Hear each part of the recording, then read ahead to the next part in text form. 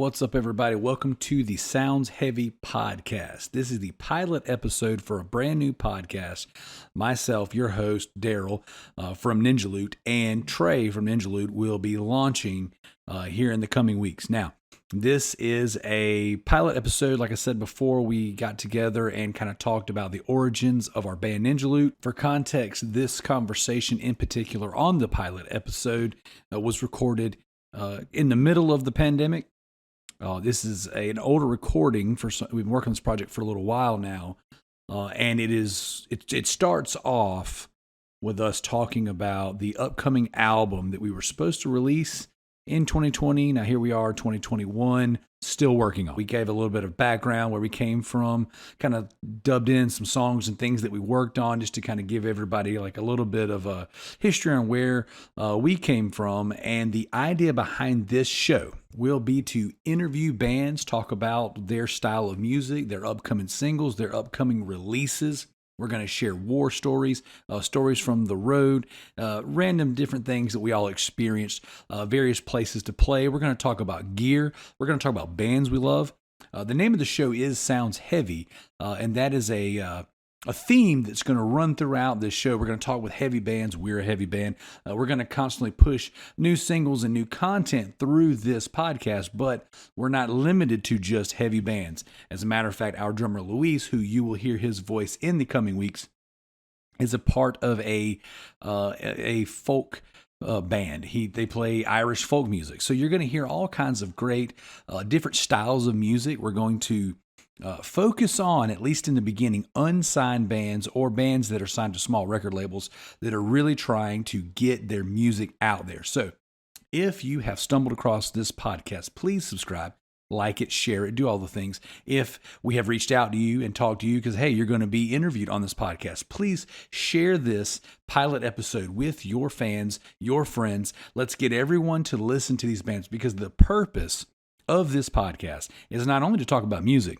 to talk about heavy music and all the things that we love and have experienced, but the main focus will be to get exposure on these smaller bands and bands that are out there grinding, trying really hard to get people to hear their music.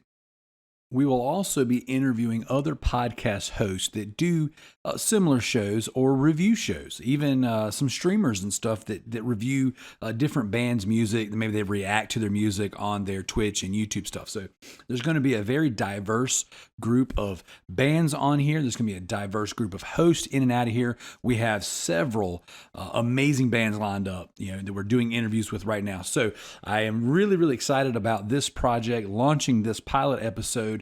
And again, from time to time, you're going to hear my band and Trey's band, Ninjaloot. You're going to hear our story. You're going to hear some of the things that we did over the 6.5 years that we traveled and played music, some of the great bands that we got to share the stage with, some of the awesome opportunities, and we got to meet some of our heroes in music.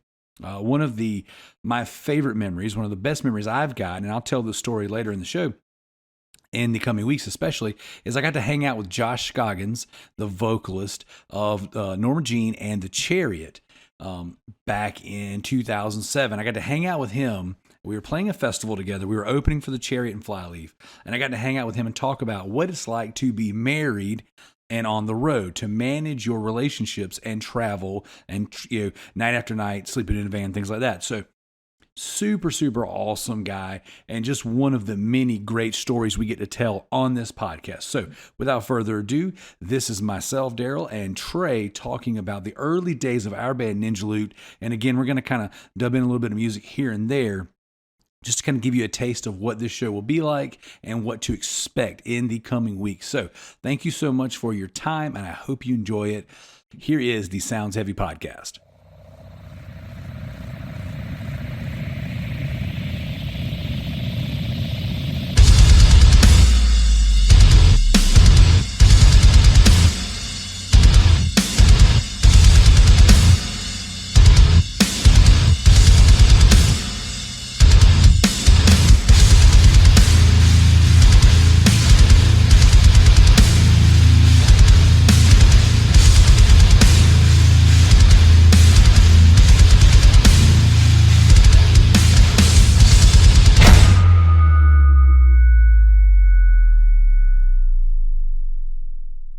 recorded our first single.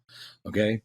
What Child? It's the cover from the hymnal, the Ninjaloot version of it, and we tried to release that Christmas of 2019, along with the announcement that we will be recording an album.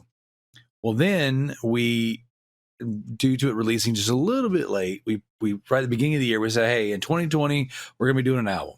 So once we announced that we're gonna do the album, all hell has broke loose, like figuratively, but it almost seems literally like we've had crazy things going at work. You and I work together, like just absolutely insane ththings going on at work, busier than we've ever been. 25 years of being open. All right, COVID-19's happening, so now we're not even technically, it's supposed to be in the same facility together, podcasting and writing music and doing things. It's been extremely hard to line up the schedules. We have recorded several versions of our songs and then lost those recordings. I mean, it seems like, almost like this thing, something is standing in the way of this album that we said we were going to try to release in 2020. I mean, how do you feel about it? When I have thought about it, there's been several things that have gone through my mind, right? Like the first is kind of one of those, well, I'm just going to do it no matter, come hell or high water sort of thing, because it's something that I want to do. And it's something that I've been wanting to do for a very long time, but then I also get this feeling that's like, what's going on? Why is all this stuff happening while we're trying to get things going, while we're trying to get recording? I don't know how to explain it other than to say, did we start something back up that we couldn't really commit to? Well, it's definitely been difficult, but we're recording this episode, which will be at what I would consider our pilot episode. So I've got a few hours worth of conversation that I'm going to splice in as we kind of work out this podcast, and this podcast will be done. And we talked about doing it in seasons. And so we'll kind of play it by ear. I'm not married to the idea of doing it in just seasons yet. I kind of want to see where the story takes us and then where we go with it. But we've got a few hours worth of content recorded already, but we really need to kind of talk about where we started and then where we're going. So we're recording this on the heels of releasing our first official single of the album, The Respect Issue, a song that you and I both agree is probably one of the best songs we've ever written. And if it's not the best, it's definitely one of our favorites. Right? Yeah, I've loved that song ever since I remember in the room initially writing that song, and we used to do this thing where we'd name all of our riffs after other bands because we couldn't always remember exactly how to play something. And so I remember with the Respect Issue specifically, like the very beginning of it, there was something about those first couple of riffs that was like reminiscent of Living Sacrifice, and so we called it the Living Sacrifice riff. And so when we'd get together for the first couple of weeks when we're trying to write this song, it's like, hey, do you remember how that riff went? And it's like it was like it was like a Living Sacrifice riff. Like, oh yeah, didn't it go like this?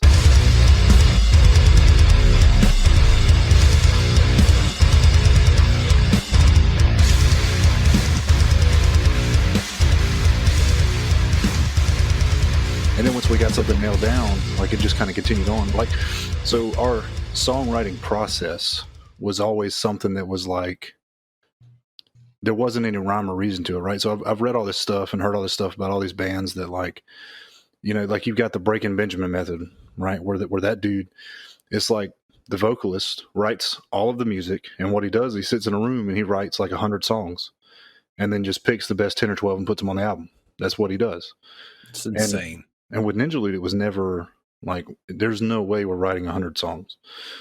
It would take us 20 years to write 100 songs, And so it was just oh, that's a cool riff. What can come after that? And then you write another cool riff. And initially we didn't even have we didn't even have riffs that repeated. You know, there was like, you just jump from one riff to the next. And so you go from a breakdown to a two-step, back to a breakdown to another two-step to some weird build-up and then another big breakdown. And that's the end of the song. And that was kind of the formula. And so people were like, hey, what do you guys sound like? It was like two steps and breakdowns, man. You know? And I remember this respect issue in particular being a marked change. You know, it was like we kind of had decided to try and move towards something that was more structured, and it definitely comes out in that song. Like, I mean, it really comes out in that song. Yes. Well, you know, when we first started the group, and I guess that's kind of where we need to kind of pick up, because talking about where we started kind of really does explain where we ended up with this song in particular. But I remember when we first started jamming, and you and I were talking briefly before the recording, and I was sitting back and I'm trying to figure out, okay, I know we started back in 2006. Okay, so you were 14 years ago, but I couldn't remember like when, and I've honestly never been able to remember when. And I was like, well, what was our first show? Our first show was a back to school bash at Lighthouse Baptist Church. So that would put us starting sometime around August. But we played 3 songs. We played 2 sets, 3 songs each. And then we also played some praise music. So I'm like, well, we had to write 3 songs. So I'm assuming, you know, this is June. I'm assuming we actually started writing our material about this time 14 years ago. I don't have the exact date, but I'm guessing it's about 14 years ago from where we're at right now. Yeah, that sounds right. So I was in another band before Ninjaloot that was like, it was the worship band for the youth group that I was a part of at the time. And so I was a senior in high school when that band ended, right? That band was called Eyes of Stephen. We played for, I don't know, two or three. We played like the entire time I was in high school, right? And it was mainly it was worship services every Sunday evening, I think, at our church. And so we did that for a number of years, and we played other places too, not just at the church, but the church was like the main thing. And so I remember that project ending, and I remember specifically like the day I graduated high school. In fact, I was talking to our boss about that just today. The day I graduated high school was one of the coolest days of my life because, one, no more homework, right? Like no more homework, no more high school. I didn't like high school. High school sucked. And so I was like, that day was awesome. I remember just feeling exuberantly happy. And then we went out to eat. Me and my family went out to eat directly after I graduated. And then I had a show to go play at in North Augusta with Eyes of Stephen. Yeah. And so we left the restaurant. Like I left the restaurant and went straight to load up gear and get down the road.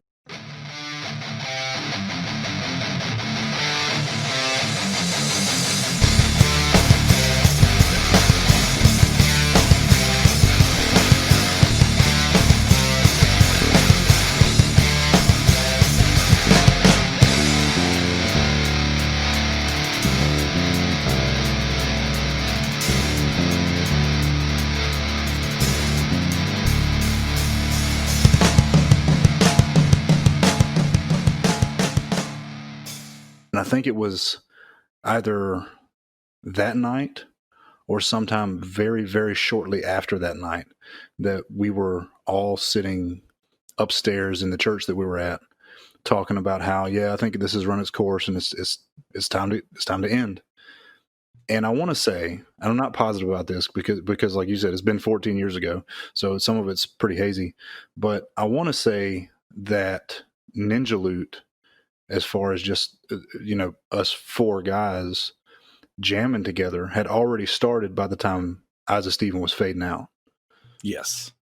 And I don't know if that means we were actually writing songs with the intention of playing, or if we were just still like meeting up in that room upstairs at the church, playing really loud and obnoxious stuff. Like I don't remember.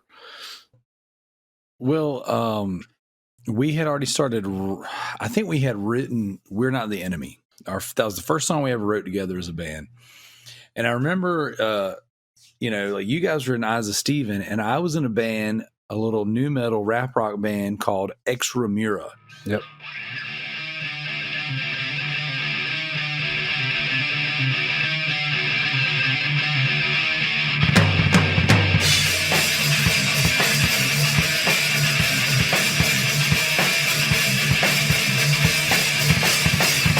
You can't do more. I can't live anymore. Your life is better. It's my incompleteness. It's what it's done now. It's my business through. Get back to listen. It's got me walk on now.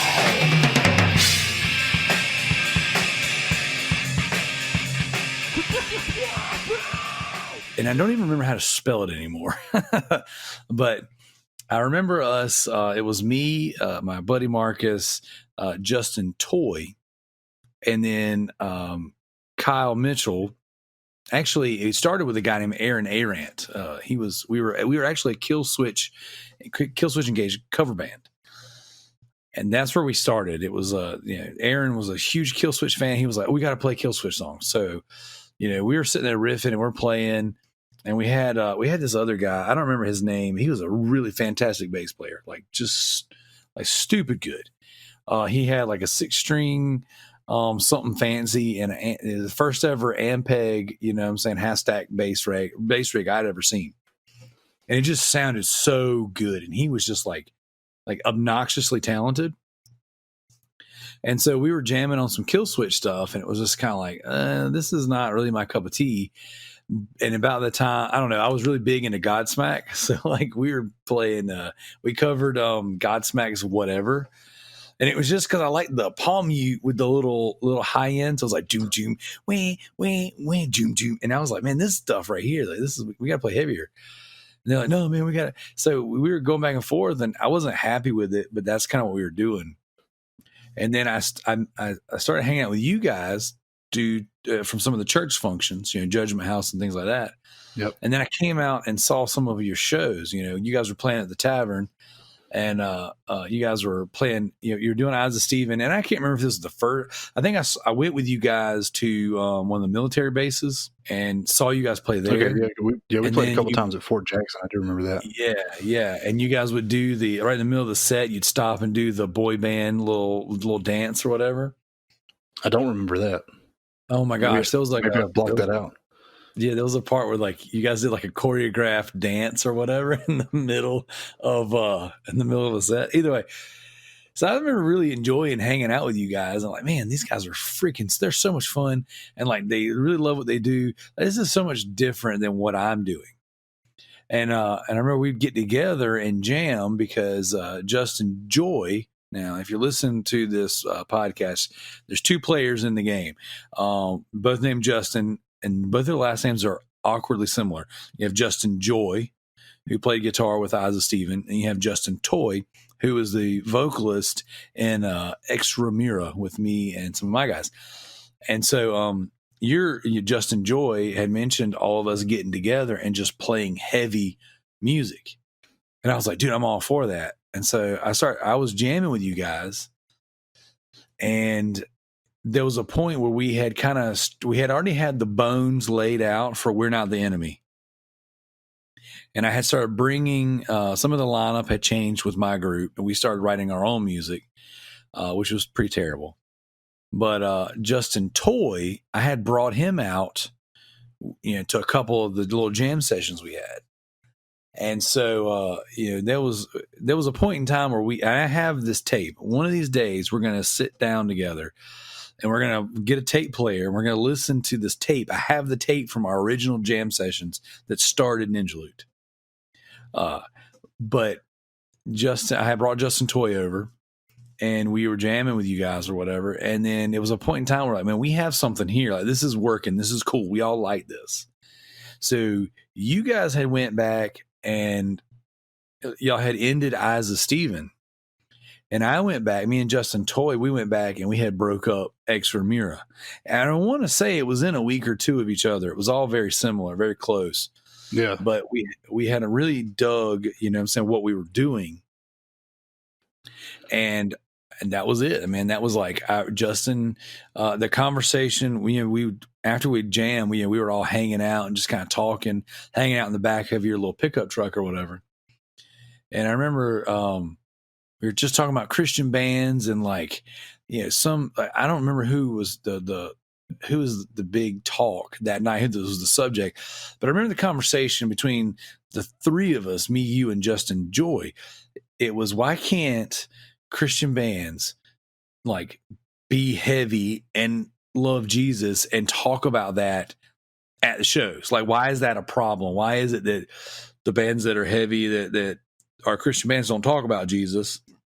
You got to be a praise band to talk about Jesus on stage. Like, it didn't make any sense. Yeah, dude, I remember back in the day, like what would get a crowd excited, right? If you knew you were going to a concert with like some heavy Christian band, whether it was just rock or like a legit metal band, like I remember being a Christian at those shows, you would hear them say something along the lines of, "God loves you," and that was it. That was all they would say, and the crowd would go nuts when they actually said it. It's like, oh, you delivered exactly what we thought you'd deliver, and you're standing up for the gospel, and like all this kind of stuff, man. I just remember thinking that was so right. But then you're right, when we started talking about writing music and about playing shows and stuff, it was like, well, we all love Jesus. Like we all go to church, we all serve in some capacity in our churches, and like, why can't we be a weird band that just like gets up on stage and goes as hard as we can go, and then does more than just say God bless you or Jesus is real or something weird like that. I also remember just being so insanely happy to finally like be with a group of guys that wanted to play heavy music, because Isaac Steven, like, okay, so Justin, he had his big Mesa rig like the entire time we were in Isaac Steven, and he used it, but it almost felt out of place sometimes because it was like this nasty, heavy guitar on top of acoustic music, and we actually played breakdowns, and it was just like, it was weird sometimes, but I guess we made it work and people liked it or whatever. But I was so insanely happy to finally be playing music with somebody who like wanted to scream, and with two guitarists who like weren't afraid to play palm muted, open, heavy breakdowns, and just like, I was so happy, man. Like I was so happy. And the crazy thing about it is like my drum skills when we started were like, I couldn't even play double kick. Like, it was the weirdest thing. I didn't even have a double kick pedal when we started playing heavy music. I remember that. I remember you getting your first double kick pedal. Yeah. You were borrowing Justin's for the longest time, weren't you? Yeah. That's awesome. Well, it's so cool because I remember us outside of the practice room in the church that night, and we said, that's what we're going to do. We're going to be a heavy band, and we're going to talk about Jesus. And we're going to like legitimately be who we say we are. And I was just like, at the time, that was so attractive to me. I was coming off of just a rough time in life, like, I knew that, like, I knew who I wanted to be, but I hadn't been that person, in a while. And realistically, if ever, like, I knew that, like, I wanted to be somebody who like was inherently good, and like loved the Lord, but like I didn't behave that way, and I was at like odds with myself. And I just remember like, like not even being comfortable talking about that, like with people, especially the people I associated with, because it's like, these guys, like, they're like the types like, yeah, we know God's real, roll up a fatty, let's get drunk, what I'm saying, all kinds of stuff. And so it just was like, it was just different, being around you guys, and you guys knew so much, what I'm saying? Like, it was, when we talked about like, about scripture, I always joke that you had like all the like strings attached to your fingers, and you like knew where everything was. You know what I'm saying? Because it was just like, it was like, oh yeah, there's this verse, and I kind of halfway remember it. You're like, oh well, that would be blah blah blah, and you just spit it out, and it was like, it was just cool, man. Like, for me to be around, guys that like knew the Bible, not just like said that they liked the Bible, you know? And then it was like, oh, also we're playing like stupid heavy music. Like, granted, it was drop D, and, you know, we hadn't even really begun to experiment with how heavy things could be. You know, I was coming off of this little wannabe rap rock project that, like, you know, like when we got Justin Toy, like he would scream, you know? And so that was a big upgrade from where we were at. But it was just like, I don't know, man. I had never had like a solid band before. Like, and I was so excited that, like, not only am I in a band, but now I'm surrounded by musicians who are all better than me and who had all had experience playing shows. You know, like you and Justin have been playing for a long time. And then Justin Toy had been in various bands. I was the only person who had never like played a proper show. Like I had done like events at school and stuff like that. And I did like we did like this little, we had these, one of our friends had like a giant like camcorder. God dog, I hope this dude listens to the show. This guy I went to school with named Alex Roberts, right? He's in a band called the Disquette or Disquiet. I actually don't remember how to pronounce the name of it. He's been in various bands over the years, and we played music together in high school. And John Vale, you know, from By the Sins Fell Angels, and like, so we played music, but like those guys were like prodigies, you know what I'm saying? Like really, really, really, really, really good at music. And I was really terrible, kind of piggybacking off of what they knew how to do. So I had been in these different groups and done stuff with them at school, but I never played a show, you know? And I remember like when we started when we started Ninjaloot, before we even had a name, we had just written our first, you know what I'm saying, song. I was like, God, if you just let me play one show, I'll be happy. You know what I'm saying? Like I've felt like I was born for this. You know what I'm saying? Like, it's like, there's nothing I've ever wanted to do in this world that has ever hit on the level of just playing music. You know, like I've never seen myself as like, I never had it in my head that I'm going to be a doctor, or I'm going to be a police officer, or I'm going to be a firefighter. It was just like, when I was a kid, I was like, oh, I'm going to be in a band. And that was it. And that was my goal. To this day, the most natural thought for me when I'm thinking about, like, you know, what do I want to do and what do I enjoy the most? It's always, you know, you mentioned just praying to God, being like, God, if you just let me get one show. Like, I still feel like that. Like, I always just want one more show, man. Cause like there's nothing like, okay. So as musicians, we put in all this work, right? Like the old adage, a musician is somebody who loads $1,000 or excuse me, $5,000 worth of gear into a $500 car to get paid $20 in gas money. Yep. You know? And like, I loved every single minute of all of the crap that we went through, you know, just for that time on stage, just for that, you know, 20-30 minute set where you could leave it all right there.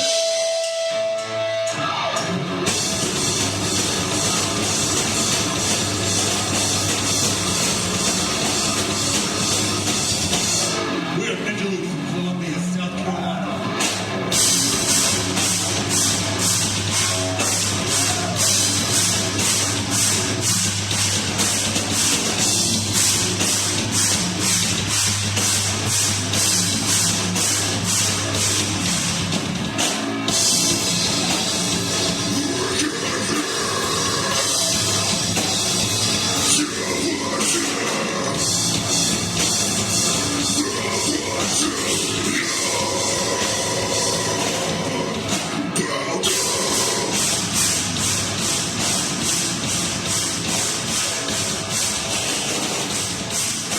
It didn't matter. You know what I'm saying? Like it didn't matter if people in the crowd were paying attention or weren't paying attention. It was, we're in front of people. We're going to put on as good a show as we could put on. And to me, there's not much if you're just searching for like a thrill or a high or whatever you want to call it. Like, there's not much besides playing a show that really does that for me. Right. Well, and same here. And the thing about it is, like, I absolutely hate the way I look doing it. Like, I can't go back and watch any of our stuff. I feel like it's just awful. I can't stand to look at myself, but I love the feeling. You know what I'm saying? I don't ever feel like in life I can let loose the way I can playing music. And it's one of those things to where, like, I don't like being on camera. I don't like being in pictures. Like, I don't, there's so much of our band that we mishandled, I guess you'd say, from a like business standpoint, just because I'm like, well, these are not the things that I enjoy doing. So I'm not going to push for us to do them. And ultimately, I think it kind of cost us in the long run. But it's just like, I didn't care about that. I just wanted to play music, you know, like I just wanted to be on stage. I wanted to play heavy music, you know, and I wanted to know, like, when we wrote this stuff, we you know, everything we wrote, you know, coming from a place of believers. It's like, you know, and I wanted our music to say things that, like, I felt, you know, like I wanted our music to be like edgy, you know what I'm saying? Like, ooh, we're going to say the thing that Christians don't need to say to people because they're too judgy. Or, you know, like I wanted to have hope in the music, or it's like, you can listen to this, you know, and it can take you to a place where you're like, man, you know, like I don't have to listen to a praise and worship song just to say that I'm a believer and I love God. You know what I'm saying? Like, Well, so like, I distinctly remember like wanting to give other Christians that same feeling that I had when I listened to my favorite Christian metal bands. You know, yeah.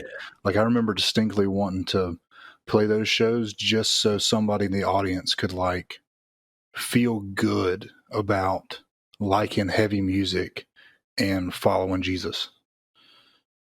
Heck yeah, man. You know, and like, I don't know, it was so cool when we started because it was just like, this junk is happening. And so then we go and we write 3 songs. Do you remember what the first 3 songs we wrote were? Okay, so We Are Not the Enemy was one.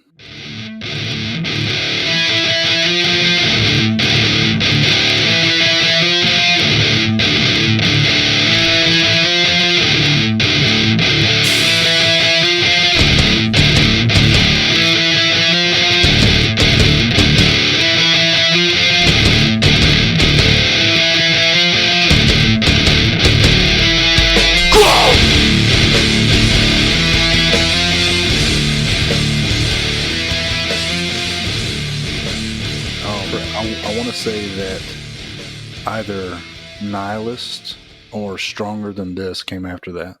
But I want to say that both of those were like all 3 of those were our first 3. Those are the ones. And I remember us like writing those 3 songs, and we played the Back to School Bash. Is the only time my dad ever went to a show. Still to this day can't figure out why we like to scream. We were riding we went out of town together the other day. We're riding in my vehicle and we're talking or whatever, and I was like, yeah, man, we put some new songs out or whatever. He goes, oh, really?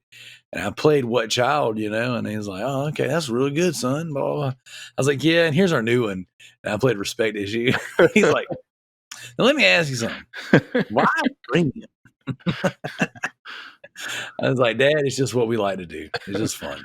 Yeah. And he's like, oh, it just like he didn't push back. He didn't try to tell me it was, you know, like, you're a 35-year-old man, you should probably stop that. He was just like, oh, okay. Yeah. I don't know what I love, and I know your dad's probably never said something like this to you, but like what I love is when you get well, that doesn't sound like it takes very much talent. It's just a bunch of noise, and I'm like, why don't you go try to produce some of those sounds, man? Because try that, yeah. That's like, you want to talk about something that'll tear your voice up in a heartbeat if you don't do it right. Like, that's it. Dude, just a handful of times that I did backing vocals for this, was it Snap Your Neck? Mm-hmm. Yeah, just the handful of times I did backing vocals for Snap Your Neck, I was hoarse, and I only had 2 words. Right. This is like, I had 2 words, and when I would do it, I was like, yep, I'm done. That's it. So I lost my voice. I don't know. I mean, I can't do it. I've tried it, and I'm embarrassed of myself just by myself doing it. So I could never do the vocals, but man, gosh, I freaking love hearing it. This is my anthem. This is my song. This is my worship. To show my love. This is my anthem. This is my song. This is my worship. To show my love.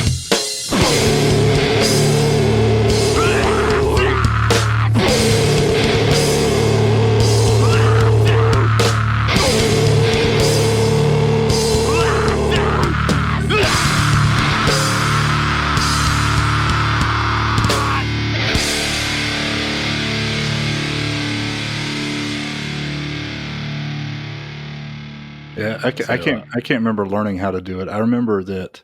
Okay, so this takes me back even further than Ninjaloot, right? I remember Justin Joy introduced me to POD, right? And shortly after POD, I was like, man, because he like we'd ride to shows and stuff together, and he would like play these bands in his car, and he had this awesome system in his car, so like it was all like you always had a lot of bass going and stuff, and he would play these bands, and I'm just like, they're screaming, like what is going on? That sounds amazing. And so he introduced me to Under Oath, Zayo, and Living Sacrifice.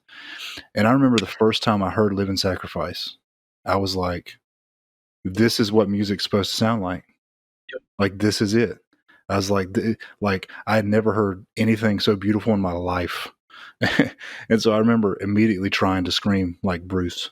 And somehow or another, I learned how to scream low vocals, and that was that.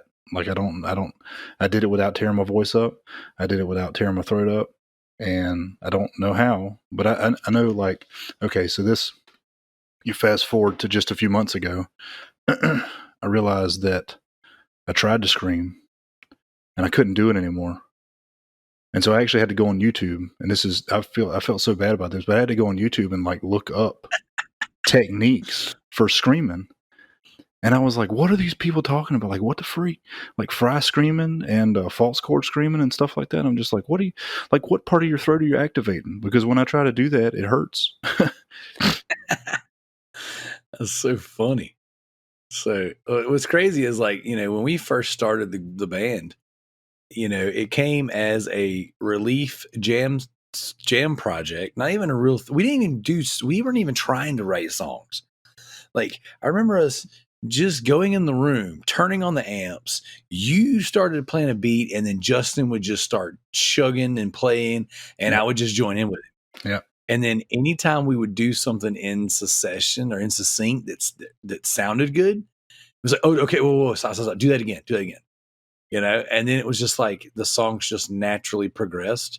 Like, but I remember, like, anytime we got like writer's block or got kind of like bored, or it wasn't just nothing was coming out of it, we would just swap instruments. You know? Yep. I remember Justin was like, hey, I'm gonna play the drums for a little bit, and you got on vocals. And when you started screaming, the first thing I thought of was like, oh my gosh, Living Sacrifice, As I Lay Dying. Like, that was where my head was at. I was like, dude, how is his vocals so much lower than Justin's? Because, Justin Toy, he screamed very, like the top of his throat, like almost like the back of his mouth. Yeah. Like, it was he had like I don't know. I'm not a vocalist, so I don't know what you would call it. Well, it was just you could tell he wasn't getting guttural or anything like that. Yeah, he reminded me of the original vocals for Zayo, like the first two Zayo albums that got put out, and like it's like that weird vocals, because the subsequent vocalist always had a high scream, but it wasn't the same as the original. And I alwa's remember thinking Justin's voice sounded like that. Say what? Did the original guy blow his cords out? Yeah, he did. Yeah. So, and that was the thing, is like when I like Justin Toy at the time was like the best vocalist that I had ever worked with, And so, now this is going to go even farther back. So before there was Ex Ramira in high school, in between times of playing with John and Alex, we had another band. It was a rap rock band called Zero Mix, and instead of a Z, it was spelled with an X. So you had X's on either end. Yeah, I know, man. We were getting ready to get big. You know, y'all lucky you got me. Is all I'm saying. But and so I had two vocalists. All right, so it was me playing guitar. It was my buddy Joe playing the drums, and my buddy Marcus playing bass. All right. We used to set up in the back of my dad's video store and invite our friends over to watch us play. All right. And we would cover Deftones songs and we would play Limp Bizkit songs. And so what we would do is we had a guy named Rusty who had turntables, and he would do our like screaming vocals. And then we had my buddy Jackie, who would do our rapping and singing vocals, which both of the guys could rap pretty freaking good. I mean, like back in 7th grade, we would all sit in the back of the classroom and, you know, rap Limp Bizkit. We were freaking cool. So they were pretty good at that. And I remember us setting up strobe lights and fog machines and inviting friends over to listen to us cover these songs. But, you know, I thought that I had worked, you know, with some pretty decent vocalists up to that point, you know, and then of course we had Justin Toy was the best of the ones that I had experienced. So I'm like, okay, cool. And then you grabbed that microphone that day and I was like, whoa, what the freak is that? Like, it was so much lower and better than any of the people I had worked with. I was like, oh my gosh, this right here. And that was what, 6 years before you ever actually became the vocalist? Yeah. It was just you goofing off. Mm-hmm. I was like, man, it was awesome, dude. It was crazy as, you know, for as many years as we've been doing music together, I was a fan of you and Justin, you know what I'm saying? Like, so like starting to work with you guys, I was like, man, this right here is cool, you know? And then, so we had written some songs, we had played some shows, we got kicked out of our practice spot, you know, and we were getting ready to, I guess at that point we were working on, we wrote We're Not the Enemy first, then Nihilist, then Stronger Than This. And then somewhere down the line, we got Everybody's Breakdown and A Presence Felt. But I remember us writing A Presence Felt at Lighthouse. Like we had already got kicked out of the practice spot for Red Bank because you guys were no longer the praise band. Yep. So, and then, you know, we wrote A Presence Felt in the back by then I was a youth leader. I don't know if I was the youth pastor yet, but I think Justin and I were both kind of tag teaming, teaching the youth over there. Yeah, we would, you know, we'd use that back room to rehearse until the cops shut us down a bunch of times. Yeah. So, but yeah, it was I don't know, it was pretty. That was gotta be. We're looking October, you know, 2006. I can't. James Dean came in there somewhere.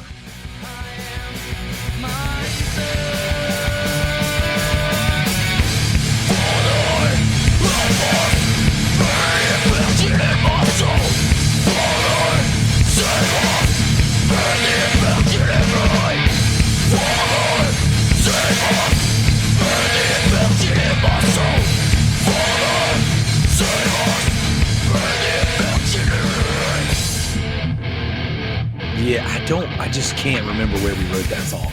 Like, it just completely escapes me. I remember Toy saying the name, you know, and I was like, that's a stupid name. But back then you guys were like real big into the Chariot. Mm-hmm. Or maybe that was that Chariot territory, or was that still Norman Jean? No, it was Chariot. Okay. So I think somewhere down the line that was a Chariot influenced song title. Yeah, no, it definitely was. And I wasn't into it, but I was like, I mean, the song's good, whatever, you know, we'll go with it. So, and then, and did we write Everybody's Breakdown out of the studio, or did we write that in the studio? No, I think we wrote Everybody's Breakdown in the back room there at Lighthouse Baptist. I've got your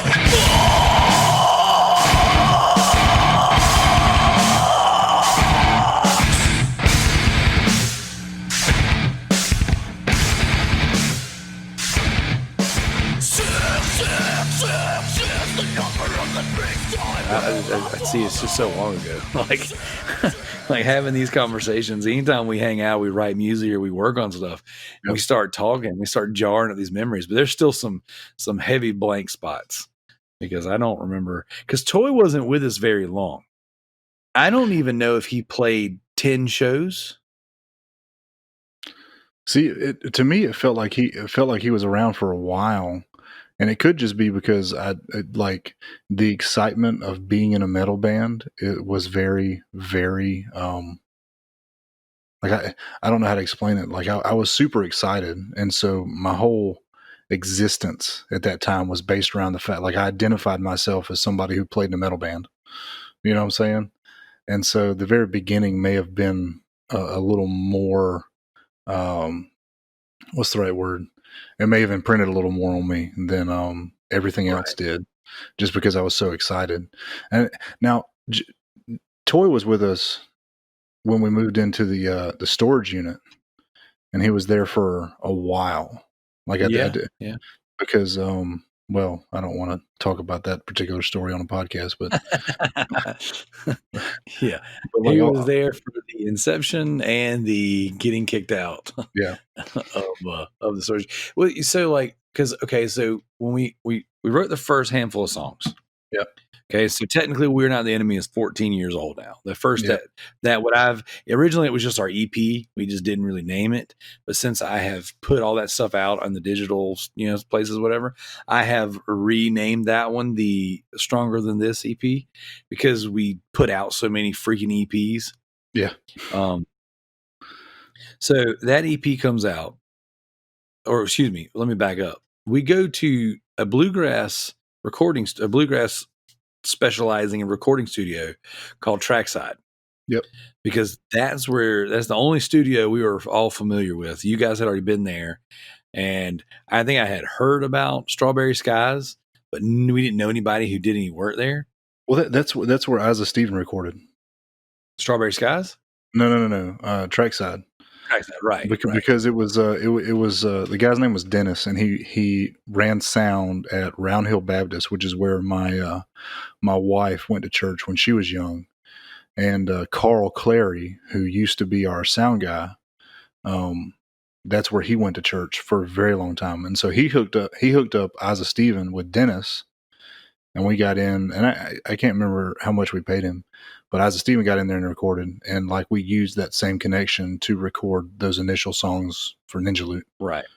There's a lot of love that came out of that studio because that was my first time ever in a recording studio. All of the recordings I had done prior to that were us setting up makeshift, tape recorders and computers, like not even laptops, like desktops, like old freaking, like giant CRT TV, monitor desktops, running everything through a headphone jack, or doing makeshift recordings. And, man, I tell you what, we got in there, dude, to record, and I was so freaking stoked. But we didn't have a bass player. It was me, it was you, it was Justin Toy and Justin Joy. Yep. And that's when Carl, who was hanging out in there with Dennis doing the recordings, his daughter Jen walks up, kind of comes by, and I think she had just came in to check on him, see if he needed something, food, or I don't even remember, lunch or something. And he's like, "Hey, Jen, why don't you get in there and record these guys? They don't have a bass player." And I remember us playing the songs one time, and then Jen would go, "All right, got it." And then we'd play again live, and she'd record her parts, like almost not missing any notes. It was the coolest thing. Yeah, she was an awesome guitarist. Yeah, she was great. I remember seeing her because I didn't know it at first, but she was in the band Slow Decline. Yep. And I remember, I frequented the tavern, so like I remember seeing her. Did you guys ever play together, like Isaac Steven and Slow Decline? I don't think we did. I remember seeing Slow Decline at some point, but I don't remember ever playing with them. Well, I remember seeing them a few times, and I thought it was the coolest thing that they had a chick guitar player who also sang really well. Like she played guitar and sang. I was like, man, that's freaking awesome. Well, they also had a girl drummer. Oh yeah. I think her name was Brandy. Yep, that was it. Yeah, dang, that's crazy. I had completely forgot about that till you said it. But yeah, so like I remember seeing them, and I was like, man, I really dug them. And then when we got into the studio, I don't think I put 2 and 2 together at the time that was the same person. But then when she came in and recorded with us, then we started recruiting her to go do shows. Now, I don't remember how many shows we played in that time.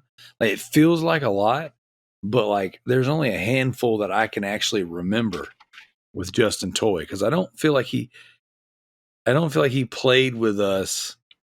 He played with us more than I can remember, because I had a conversation with a guy today, as a matter of fact, who asked if we had any of the old recordings.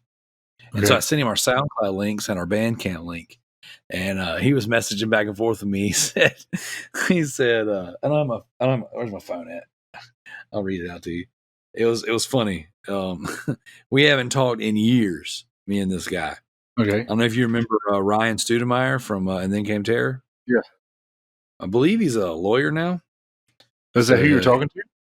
Yeah. We were messaging back and forth. Actually, I sent him a friend request on Facebook forever ago, and he accepted it today. And so we were messaging back and forth, and he asked if we had the old recording. So I sent him everything, and he says this. He goes, "Man, Justin Toy was a strange dude, but his lyrics were pretty on point." Dude, I've listened back to a whole bunch of that stuff, and I never could understand a whole lot of what he said. I remember asking for him to write the lyrics out. Yeah. As a matter of fact, I've asked him and Honcho to write lyrics out, and not one time did anybody ever write it down. So I didn't even bother asking you. I was like, I've already been told no too many times. I can't be disappointed any longer. I just make up my own words. Well, you know what's funny is like when I started writing our songs, like I would write them on the mill at work. I'd be sitting there like, and that was before we had any recordings of stuff when I became vocalist. And so I'd be sitting there and we played the songs so much that I memorized all the parts, and I would sit there and go through them in my head. I didn't have any headphones on or nothing. I would just sit there at the mill at work, like going through them in my head, and I would write them down on my phone. Like I would type them out on a little notepad. And so there's a phone around my house somewhere that probably has all the lyrics that I ever wrote for anything. Dude, that would be awesome if you could find it. Yeah. Like, just to kind of go back and cross-reference to see like where you're at right now with what you've been saying over the years, and then what you actually wrote initially. Yeah.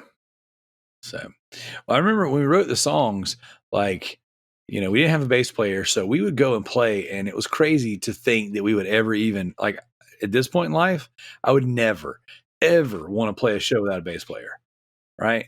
But when we first started, it was like, dude, we'll play all the shows without a bass player.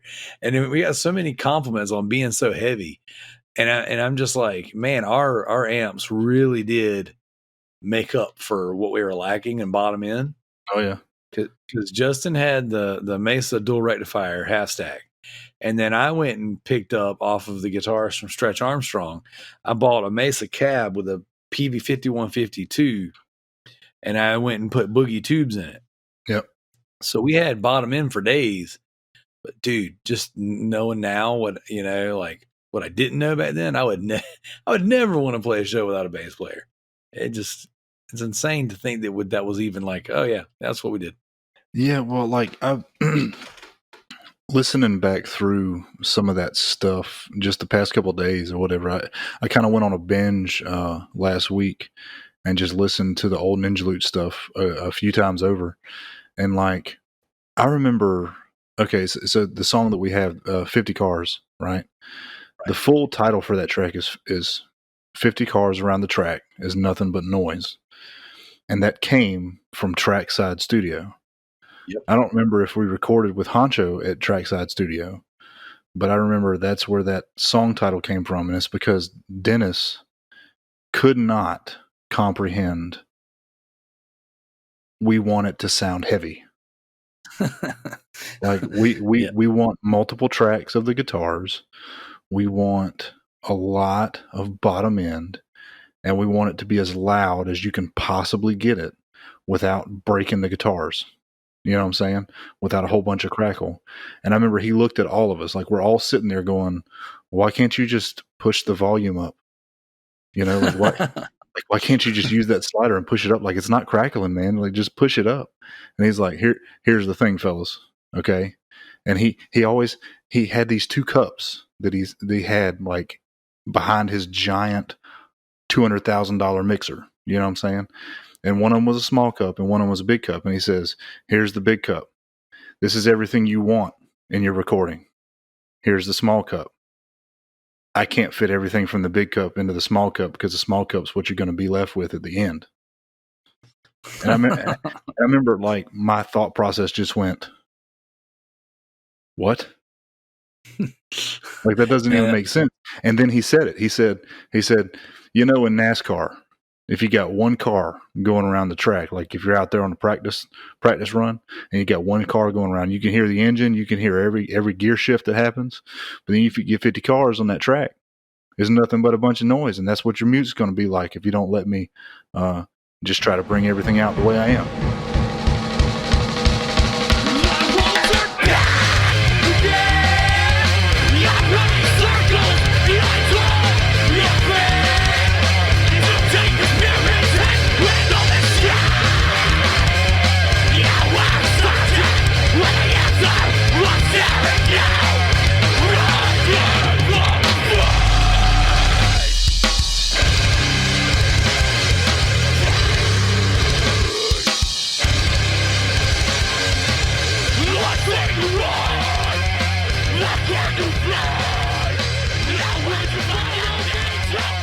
You don't get it. Like I get it. You don't listen to heavy music. You don't like what we're playing. And you could tell like that was the biggest thing. He didn't like what we were playing. We'd spend 10 hours in the studio, you know, like we'd spend 10 hours over there in a day. And by the end of the day, he's like eating Advil, trying to get rid of a headache because he can't stand it. You know what I'm saying? And so I don't know. I remember going in there for Eyes of Steven, and like we had one track on Eyes of Steven's music that had screaming in it. And like that just weirded him the hell out. Like way the hell out. Like we're like, "Yeah, we want to scream." And he's like, "What?" And then Justin went in there and did it.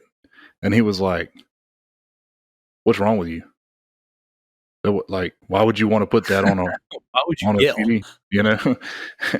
It's one of those things where like I remember we wanted to record there because he had professional equipment. You know, he had that big giant mixer. He had he had like a little drum room that you could set up in, and you know all this kind of stuff. But you know, when it all comes down to it, you leave Dennis recording bluegrass and just let him record country and bluegrass, and that he'd be happy. Yep. You know, like don't bring no electric guitars in there. Don't try to turn nothing up. Don't try to go scream or nothing like that because he'll just hate you by the end of the whole process. Yep. And I remember going in. Again, my first time. I was blown away, and when we recorded, my guitar messed up. Something happened to my guitar that day, or maybe the night before at a show or something. I remember like my guitar was not working correctly, so I actually recorded my parts with Justin's Gibson Les Paul, Right. and it just wasn't as dirty sounding as the guitar I was used to using. Yep. You know. So then I was like that on top of like just him not wanting to do layers, you know, and I didn't know much, but I did know from hearing that you need to layer your guitars, you know, like every guitar player needs to play his part twice. That's all I knew. At least twice. You just got to do twice. You know, he was like, if you play it right the first time, you know, or what we'll do is we'll go in and we'll fix the parts that are off. I'm like, I don't think that's what you're supposed to do. I think you're supposed to have two on the left, two on the right. Like that was what I had been told. So that's what I was trying to do. Yeah. But yeah, when he dropped the whole 50 cars bit on us, I knew that was it, you know? And, I was like, well, this is only going to be what it is. So, and then what was unfortunate was because we went there twice. We went there for the Stronger Than This EP. And then shortly after, we end up just because as soon as we got the mixes, Justin Toy dropped the bomb on me that he was quitting. He was moving across the country. Yeah. So I don't even think we played a show with him after we got out of the studio. Like, and if we did, we didn't play very many because it was like, I remember distinctly having it in my hand. Like we had the copy, and I remember taking it to my house. I had a computer that I built with 2 disk drives, one for the CD and one for a burner. And I remember burning, 250 packs of discs. And then Jen and I were printing labels, and we had like a label maker, and we were stamping that skull with the, it had like the snake going through it or whatever. And we had put like scripture in it and like the barcode. Do you remember what I'm talking about? Yeah, I know exactly what you're talking about. I remember doing all that, and I remember like had the finished product in my hand. And him saying, "Yeah, I really hate it, but I'm moving to Arizona or whatever." And I was just like, "Are you kidding me? We just did all this, and you're leaving." Like all this. At the time, we had a lot of momentum. Our first couple shows at the local bars and venues were really good. Our new music night at the time, we were told, was the biggest new music night New Brooklyn Tavern ever had. Yep. It was like you had to bring in X amount of like 15 people to be able to play there again. And then it was like, God, what was it? 75 to headline or 45 to headline or something like that. I don't even remember. Whatever it was, we were able to play and be on whatever show we wanted afterwards because our new music night was so good. Yeah, well, I remember finding out what time we were playing that night, and then like everybody just showed up for our set and then left. Oh yeah. Which they're like, by the way, like you're not supposed to do that. You're supposed to like keep your crowd there so they can see the other bands. Yeah. So, that was a constant problem too with our initial fan base. Like I remember having to plead with people like, you're paying to come in the show. There's 4 bands on the bill, 5 bands on the bill. And like you only show up when we go on and you leave when we're done. Like that doesn't make us look good. Granted, it's whatever. But at the time, I was just like, this is what the venue owner is telling us. Can you guys please? I remember pleading with my brother, like, can you guys please stay? Yeah. I was like, it doesn't, like they're not happy when the whole place clears out because little did I didn't even think about it at the time, but it makes sense. They're like, they're not making any money if you leave. Yep. Like they're not making a ton of money off the door. They make a cut off the door. They can't sell any drinks if you're gone. That's what I'm saying. You're supposed to go over to the bar and buy at least a soda. I mean, we had a whole bunch of youth group kids coming around to our shows, and it's like, well, they can't drink, but they can certainly buy whatever over there. Food, soda, whatever. Yeah. So it was pretty wild. But yeah, so I remember Toy leaving. We had we played that show at Stephen's church where I smacked him in the face with my guitar and busted his eye open, like the little pegs that hold your strings on the guitar, like got his eye, and he was bleeding all over the place. And so like he just starts smacking himself in the face and making it worse. Yeah, I do remember that. It was pretty awesome. He was a good little front man, dude. I really enjoyed him. Like he was a fun guy to hang out with. He was a great front man. Like I thought his voice was pretty decent. I was like, man, it was kind of painful for him to turn around and dip out. Really, as soon as we got officially started. Yeah. I don't know. I remember thinking that was weird, man, because like, from my perspective, like I'm finally in this metal band.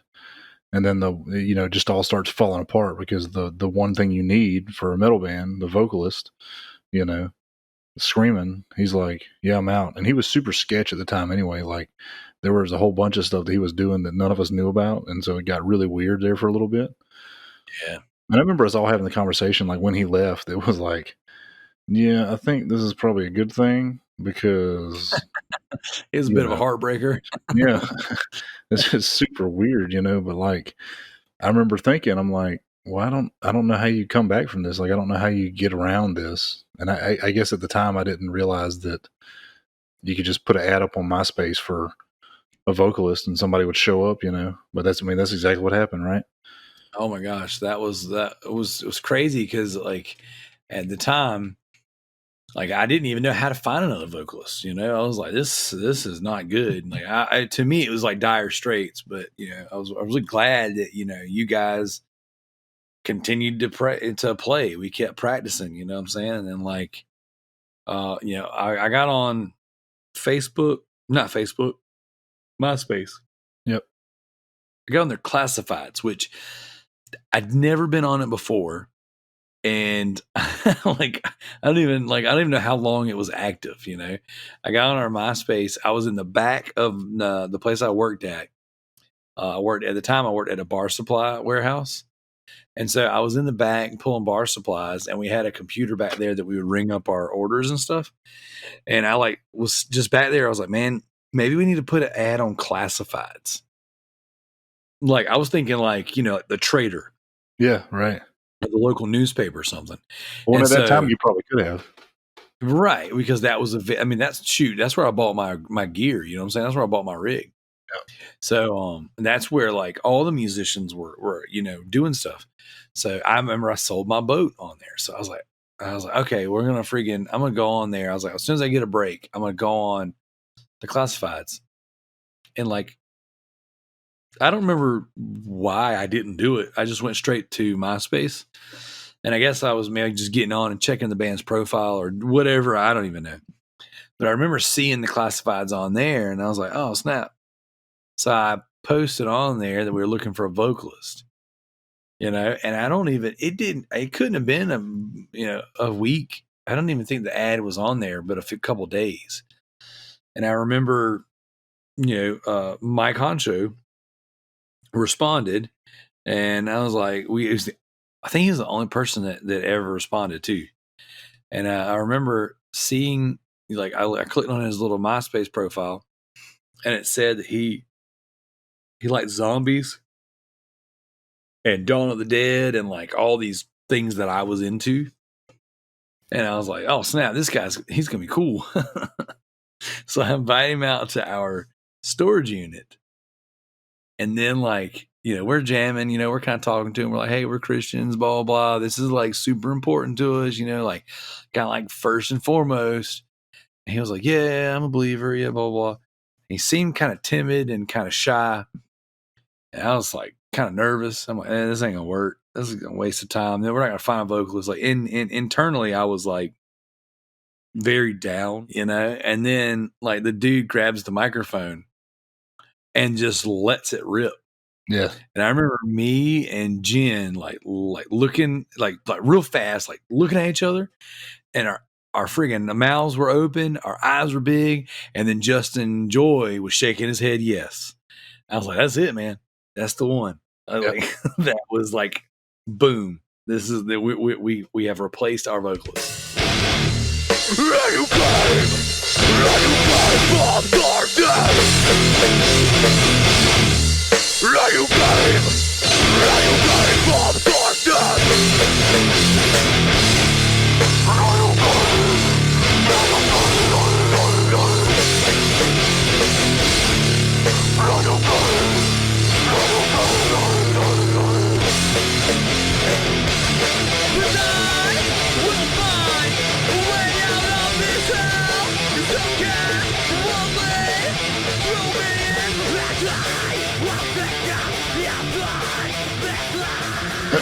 So your rig and Justin's rig and the bass were all pointed directly at me so that I could hear the guitars and everything else. And because of that, like there's no way I could hear anything else normally. I think that there was probably a time or two when he tried out that like I could catch glimpses because so I've always compared Honcho's voice to like, I don't know, kind of a Josh Scoggins-esque kind of voice, just because he had that yell. Like it's not so much a scream as it is like a really loud yell, Yeah. And I'm sure that I heard it once because to this day, when I listen back to some of those recordings, there are parts, man, that I think he just sounds phenomenal. And so I feel positive that at some point during that night, I would have heard something like that and been in agreement with everybody. Yeah, dude, it was love at first scream for sure. Because the first one, as soon as he let it rip, I was just like, "Yep, I'm yours." I was like, "You got my vote." But it was cool, man, and it was like we had so many common interests. And I remember I was sitting there and talking with the guy that night, and I just remember like he was like, "Yeah, I like the Chariot," and you guys were like so hardcore into the Chariot at the time, and he was like, "Yeah, I'm into all these other bands. I'm a huge Korn fan," and I was just like, "Oh, that's me. You got me." And and he wasn't shy about being a believer. He was just like, "Yeah, man," and kind of gave his little testimony or whatever at the time, and it was just like, "Oh, dude, this is awesome." So like, and it was a really good like. I didn't think it was going to be possible to replace Justin Toy. And then the first guy that comes along was better in every conceivable way, Like, well, he couldn't sing as good as Justin Toy could, Like, he kind of created his own thing with that. But, like, it made more sense what he did opposed to trying to do the stuff the way that Justin Toy did, But like when it comes to the metal and the things that I was actually like attracted to, like it was just like this is just night and day better. This is like, it was really good. I was very impressed. When everybody loved Honcho, man, Yes. like everybody loved Honcho. I think, and I'm not trying to get us off track from like the early days of Ninjaloot or whatever, but I've always thought that was one of the big giant setbacks when he left, and then I took over as vocalist, is because like mine and his personalities aren't quite the same. And of course, I'm not the same type of frontman that he was. And on top of that, like everybody loved Honcho so much, and then here's the guy, the weird drummer that's always kind of like off by himself, and like doesn't laugh at every single thing that everybody says.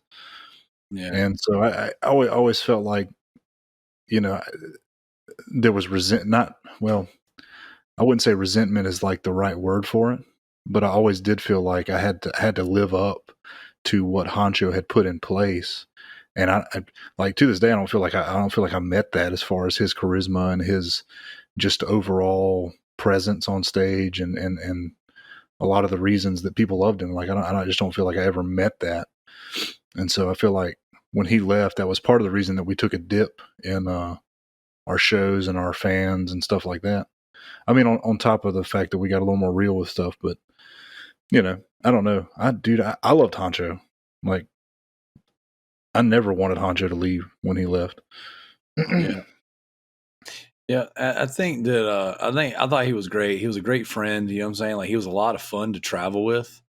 Like he was very much the life of the party. You know what I'm saying? Like it was just some of the shenanigans we all got into, and he was just very easygoing. Like it was a lot of fun.